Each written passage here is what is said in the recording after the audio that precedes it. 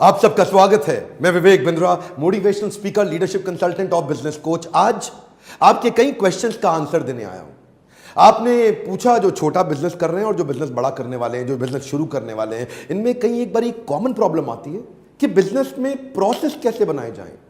देखिए, बिजनेस दो प्रकार के होते हैं, एक पर्सनैलिटी ओरिएंटेड यानी कि पीपल ओरिएंटेड, और एक प्रोसेस ओरिएंटेड। जो पर्सनैलिटी ओरिएंटेड है, मतलब लल्लू लाल गुलाब जामुन वाला, लल्लू लाल है तो गुलाब जामुन बढ़िया बनेगा, लल्लू लाल नहीं है तो गुलाब जामुन बढ़िया नहीं बनेगा। गुप्ता बर्गर वाला, गुप्ता जी हैं तो बर्गर बढ़िया बनेगा, गुप्ता जी नहीं है तो बर्गर बढ़िया बन ही नहीं सकता, दिक्कत हो जाएगी। ये क्या होगा? सारे पर्सनालिटी ड्रिवन बिजनेस। लेकिन आपको क्या चाहिए? Process driven business. मैकडोनल्ड्स क्या बना? Process driven business. वहां पे रोनाल्ड मैकडोनल्ड को कोई नहीं जानता, वहां उनको कोई नहीं जानता जिन्होंने एक्चुअली शुरू किया था। देखिए, मकसद तो ये है, या तो आप दुबई में बैठ के बीच पे लेमोनेड पिए, पीछे आपका बिजनेस बढ़ता रहे, या वृंदावन में जाकर के भगवान का नाम लें, हरे कृष्णा जप करें और पीछे आपका बिजनेस अपने आप बढ़ता रहे। ऐसा कैसे हो? ये तभी होगा जब आपके बिजनेस में हर डिपार्टमेंट के अंदर एसओपीज बन जाएं। ये एसओपी क्या बला है? ये एसओपी होता है स्टैंडर्ड ऑपरेटिंग प्रोसीजर। देखिए, अपने बिजनेस को पर्सनालिटी ड्रिवन बिजनेस से प्रोसेस ड्रिवन बिजनेस बनाने के लिए एसओपीज बनाने चाहिए। एसओपी बनाने के मैं आपको स्टेप्स बताऊंगा, पहले थोड़े फायदे समझ लेते हैं। एसओपी का पहला फायदा तो क्या है? आपका बिजनेस स्केल अप जल्दी हो जाएगा। जो आपकी होम ब्रांच है उससे, मान लो आप दिल्ली में हैं, आपको दिल्ली के बाद जयपुर, जोधपुर, जैसलमेर, पूरे राजस्थान में फैलना है। यहां एसओपी बना ली, मैनुअल तैयार कर लिए, वहां भेज दिए, वहां भी लोग वही फॉलो करेंगे जो आप यहां फॉलो कर रहे थे, यानी कि फास्ट एक्सपेंशन। एफिशिएंसी यानी कि स्पीड आपकी बढ़ जाती है। क्वालिटी कंसिस्टेंट हो जाती है, यानी कि हर बार एक जैसी क्वालिटी आती है, क्वालिटी पैरामीटर्स एक जैसे हो जाते हैं। यूनिफॉर्मिटी इन परफॉर्मेंस, यानी कि परफॉर्मेंस हर बार यूनिफॉर्म होगी, आउटकम हमेशा एक जैसा निकलेगा। मिसकम्युनिकेशन रिड्यूस हो जाएंगे, बार बार मिसकम्युनिकेशन नहीं होंगे, फेलियर के चांसेस घट जाएंगे। एसओपीज के फायदे कई हैं। एसओपी बनाए किस चीज़ के जाते हैं? देखिए, स्ट्रैटेजी के शुरू में एसओपी मत बनाइए, एग्जीक्यूशन के एसओपी बनाइए। स्ट्रैटेजी आप अपने पास रख सकते हैं क्योंकि आप बिजनेस के ओनर हैं, बिजनेस के लीडर हैं, आप बिजनेस को समझते हैं। लेकिन एग्जीक्यूशन के एसओपी बना सकते हैं ताकि काम अपने आप चलते रहें और ऑटोमेशन में धंधा आ जाए। कई बार लोग मुझसे पूछते हैं, डॉक्टर बिंद्रा, बिजनेस को ऑटो मोड में कैसे लाया जाए? उसी के लिए तो लीडरशिप फनल बनाया हमने। आप आइए और हमारे से आकर के सीखिए, पर फिर भी कुछ आपको थोड़ा आइडिया तो इसी वीडियो में मिल जाएगा। इस वीडियो को पूरा ध्यान से देखिए। ऑटोमेशन में लाने के लिए सबसे पहला रूल क्या है? वो सारी एक्टिविटी ढूंढिए जो रेपिटेटिव नेचर की है आपकी कंपनी में, यानी कि बार बार की जाती हैं। मोस्ट फ्रीक्वेंटली डन एक्टिविटीज, वो एक्टिविटी जो मोस्ट फ्रीक्वेंटली की जा रही हैं, उनका सबका लिस्ट बना लीजिए। तो स्ट्रैटेजी अपने पास रखिए, लेकिन एग्जीक्यूशन के फ्रेमवर्क्स बनाइए। और फ्रेमवर्क्स के अंदर एक फ्रेमवर्क है प्रोसेस बनाने का। और इन एसओपी से क्या होगा? आपके यहाँ परफॉर्मेंस मैनेजमेंट अच्छा हो जाएगा। परफॉर्मेंस मैनेजमेंट का मतलब क्या है? आप ब्लैक एंड व्हाइट में डिस्टिंग्विश कर सकेंगे कौन हाई परफॉर्मर है, कौन लो परफॉर्मर है और कौन नो परफॉर्मर है। किसको रखना है, किसी को छोड़ना है, ये पता चल जाएगा। क्योंकि एसओपी बन गए ना, प्रोसेस बन गए। अब बेस्ट क्वालिटी प्रोसेस के अगेंस्ट हर एक की आउटकम को आप जिसने भी जो भी काम किया ना, जो भी आपके एम्प्लॉइज हैं, वो जो भी काम करते हैं, उसको कंपेयर आसानी से कर लेते हो।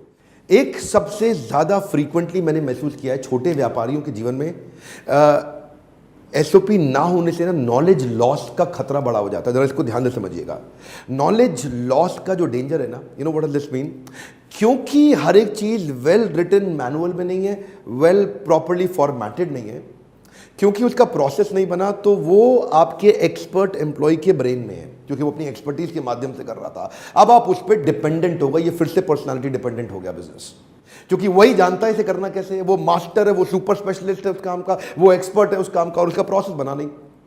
जिस दिन वो छोड़ के चला गया, पूरी कंपनी का नॉलेज लॉस हो गया। वो नॉलेज का डेटा बैंक जो उसके दिमाग में था, पेपर में नहीं था, आपके हाथ से निकल गया।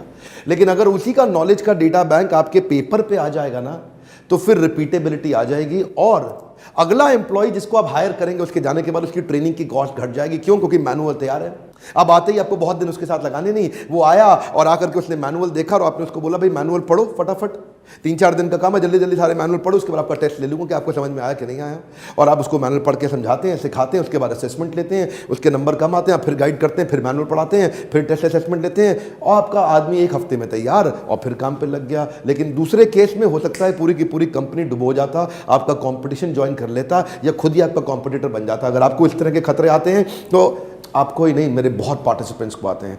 देखिए शुरू में ना बिजनेस को समझने में मुझे टाइम लगा करता था कई साल पहले, लेकिन आज तो आप मुझे कोई भी बिजनेस दे दो, मैं देखते ही देखते बता दूंगा कि इसमें क्या गड़बड़ है, क्या समस्या, क्या ठीक चल रही है, क्या गलत चल रही है। मैंने इस समय कई लॉस मेकिंग कंपनीज को प्रॉफिट मेकिंग बनाया, क्योंकि इतनी एक्सपर्टीज हो गई ना, रोजाना हम कई बिजनेस को हैंडल कर रहे हैं। तो ये लीडरशिप फनल को हमने बनाया इसलिए ताकि हम आपके प्रोसेस बनाने में आपकी मदद कर सके।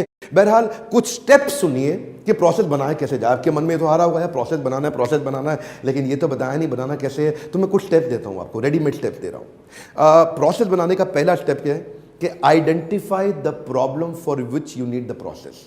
एक ऐसा प्रॉब्लम आइडेंटिफाई करिए जो कि फ्रीक्वेंट क्राइसिस आ रहा हो, जहां बार बार तकलीफ आ रही हो, जहां क्वालिटी में तकलीफ आ रही हो, जहां प्रोडक्टिविटी में तकलीफ आ रही हो, आउटकम में आ रही हो, कैलकुलेशन में आ रही हो, अकाउंटिंग में आ रही हो, सेल्स में नंबर अचीव नहीं हो रहा, जो भी इस डिपार्टमेंट है आपके यहाँ पे, उसका ना एक प्रॉब्लम लिख लीजिए जिससे हम गोल बना लें, जिसके अराउंड प्रोसेस बनाएंगे। क्योंकि अगर पहले दिशा मिलेगी तभी दशा तैयार होगी, पहले हमें डायरेक्शन मिलेगी तभी हम डिसीजन लेंगे। तो पहले दिशा तैयार करिए, किस प्रॉब्लम को सॉल्व करना है, किस गोल को अचीव करना है, उसके बाद उसका प्रोसेस बनाते हैं। अगला है कि ये जो भी आप प्रोसेस बनाने जा रहे हैं इसकी ना बाउंड्री तैयार कर लीजिए। पहले बाउंड्री मतलब इसका A to B बना लीजिए। A to B मतलब इसका स्टार्ट पॉइंट क्या है और एंड पॉइंट क्या है। जो भी फ्लो चार्ट बनेगा, जो भी आपका स्टेप्स बन के निकल के आएंगे ना, तो स्टेप्स मान लो फॉर एग्जांपल आपको बर्गर बनाने का प्रोसेस चाहिए, तो बर्गर बनाने में पहला प्रोसेस का पहला स्टेप क्या है कि जी बन खरीद के लाना है, टिक्की के लिए इंग्रेडिएंट्स खरीद के लाने हैं, वो आए यहाँ पे, फिर उसके बाद सारे स्टेप होंगे और फाइनल स्टेप क्या होगा, बर्गर कंज्यूमर ने, आपके कस्टमर ने खा लिया।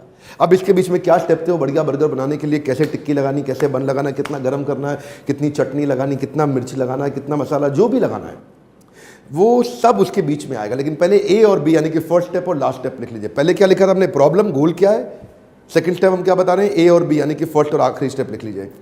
थर्ड है इसके बीच में आउटपुट फाइनल आपको दिखने में कैसा लगना चाहिए और इनपुट बीच बीच में क्या क्या चीजें चाहिए, यानी कि आप बीच में आप सारे एक्शनेबल्स क्या क्या हो सकते हैं, वो इनपुट क्या है और फाइनल आउटकम क्या चाहिए। तो जो इनपुट और आउटपुट है उसको भी एक दफा आप लिखना शुरू करिए। अगले स्टेप में अपनी टीम के साथ बैठ के ब्रेनस्टॉर्म करिए कि क्या क्या सारी की सारी जितनी भी प्रकार की एक्टिविटीज है उनको लिख लीजिए। अब इस स्टेप पे सारा ब्रेनस्टॉर्म करना शुरू किया आपने बैठ करके। पहले आपने देखिए, फिर से वापस जाते हैं, पहले आपने क्या किया, पहले आपने गोल बनाया, गोल बनाने के बाद फर्स्ट स्टेप और आखिरी स्टेप का आइडिया लिखा, फर्स्ट स्टेप आखिरी स्टेप के बाद अब बीच के सारे स्टेप्स आपने लिखने शुरू करे कि भाई बर्गर बनाने के लिए क्या क्या करना पड़ सकता है। आपने सारी टीम के साथ बैठ करके लिखना शुरू कर दिया।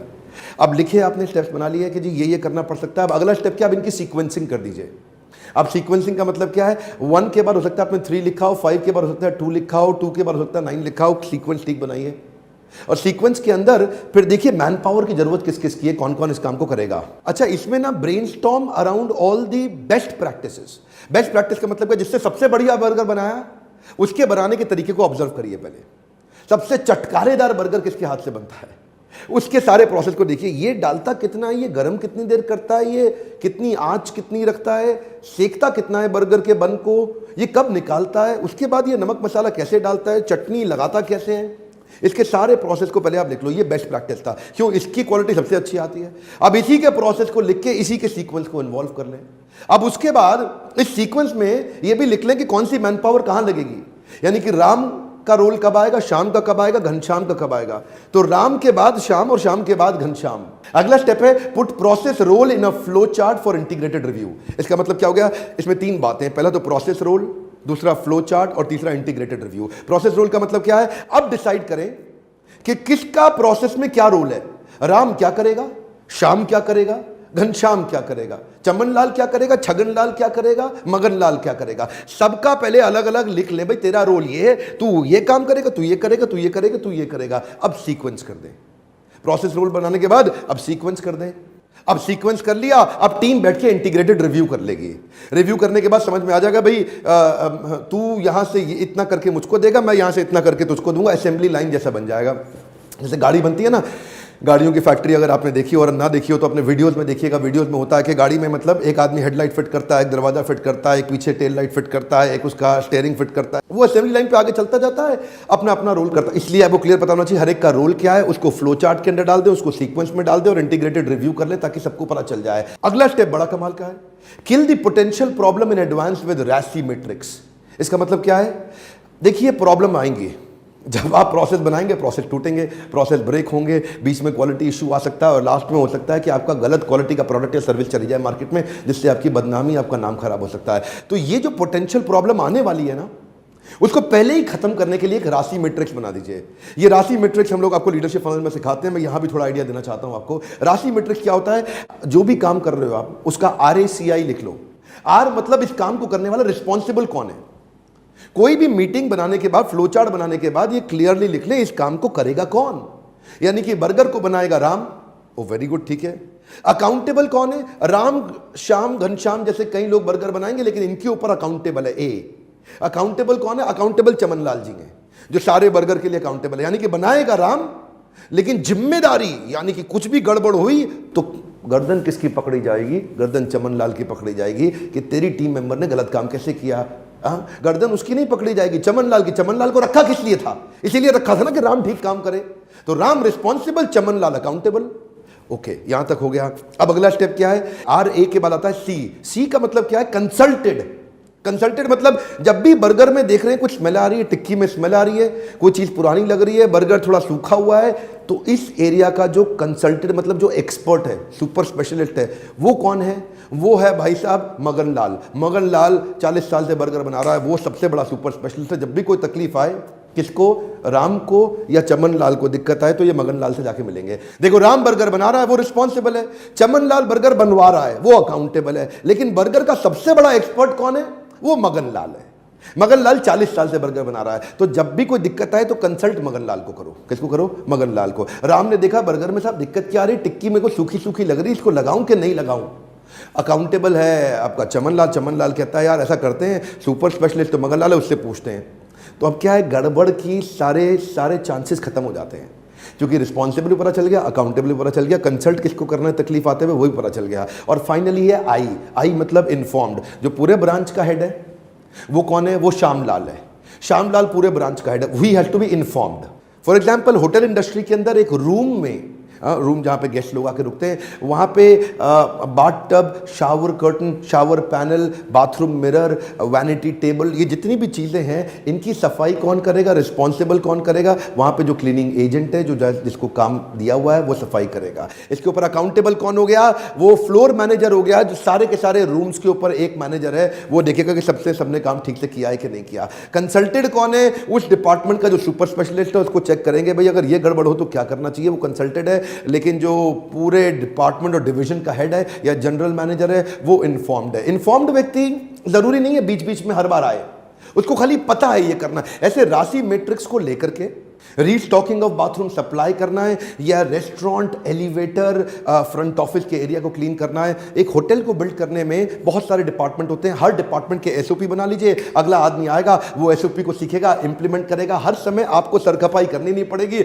हर समय आपको मेहनत करनी नहीं पड़ेगी। अभी तो आप 15 घंटे काम करते हैं, 12 घंटे काम करते हैं। एक्चुअली आप बड़े मेहनती व्यक्ति हैं, आप वीडियो ध्यान से देख रहे हैं ना, सीखना चाहते हैं, आप मेहनती बहुत हैं, हार्ड वर्किंग बहुत हैं। लेकिन मैं आपको वो तरीके, वो टैक्टिक्स सिखाना चाहता हूं जिससे आपको काम नहीं करना, आप स्ट्रैटेजी पे काम करेंगे, लोग आपके साथ एग्जीक्यूट करेंगे, बिजनेस तेजी के साथ बढ़ता जाएगा। ये I do, we do, you do model क्या है? पहले मैं करके दिखाता हूं अपने जूनियर को, देखो भाई मेरे जूनियर आई डू, देखो भाई मेरे जूनियर आई डू। उसके बाद चलो अब दोनों इकट्ठे करेंगे, वी डू, चलो अब दोनों इकट्ठे मिलकर करते हैं, वी डू। उसके बाद क्या है? You do. अब आप करो, मैं देखूंगा आपको। यू डू, अब आप सीख गए हो, आप खुद ही करके दिखाओ मुझे। यू डू, पहले मैंने करके दिखाया, फिर हम दोनों ने मिलकर किया, और फिर अब मैंने देखा कि अब ये ठीक से सीखा है कि नहीं सीखा। इससे राशि मैट्रिक्स और ये मैट्रिक्स इंप्लीमेंट करने से ना आप एक स्केल अप करके टीम तैयार कर लेते हैं, नीचे हाई परफॉर्मेंस टीम बिल्ड कर लेते हैं। ये वीडियो बड़ा कमाल का वीडियो था उन सबके लिए जो बिजनेस को लेकर सीरियस है और हाई परफॉर्मेंस टीम बिल्ड करना चाहते हैं। अगर इस वीडियो को ठीक से इंप्लीमेंट करना है तो 3-4 दफा घुमा के वापस देखिए, अपने फ्रेंड्स को शेयर करिए, अपने एम्प्लॉइज को, अपने टीम मेंबर्स को शेयर करिए, उनसे डिस्कस करिए, उनसे ब्रेनस्टॉर्म करिए। देखिए, मेरा प्रोग्राम ना ऐसा हवाई नहीं है। मेरे हर प्रोग्राम में फॉर्मूला होता है, फ्रेमवर्क्स होता है। मेरे लीडरशिप फनल के प्रोग्राम के अंदर इंप्लीमेंट करने लायक वो फ्रेमवर्क्स हैं जिससे हर नॉलेज को आप इंप्लीमेंट कर सकें। अगर आपको देखिए हवाई मोटिवेशन, किससे कहानियां पसंद है, चुटकुले पसंद है, तो मेरे प्रोग्राम में मत आइए। मेरे प्रोग्राम में तब आइए जब आपको बिजनेस एक्चुअली बड़ा करना है। अगर ऐसी प्रॉब्लम सॉल्विंग वीडियो से थोड़ी सी भी मदद होती हो, लाइक करना बिल्कुल मत भूलिएगा। नीचे कमेंट बॉक्स में लिखिए क्या प्रॉब्लम फेस कर रहे हैं आप अपने बिजनेस में। जो भी प्रॉब्लम फेस कर रहे हैं नीचे लिख दीजिए। किसी को नहीं पता चलेगा कि आप हैं कौन, लेकिन आपकी प्रॉब्लम मुझे पता चल जाएगी तो मैं उसके ऊपर नया वीडियो बनाने का प्रयास करूंगा। मेरे साथ जुड़े रहने के लिए, चैनल को सब्सक्राइब करने और करवाने के लिए हर बार की तरह इस बार भी बहुत बहुत धन्यवाद।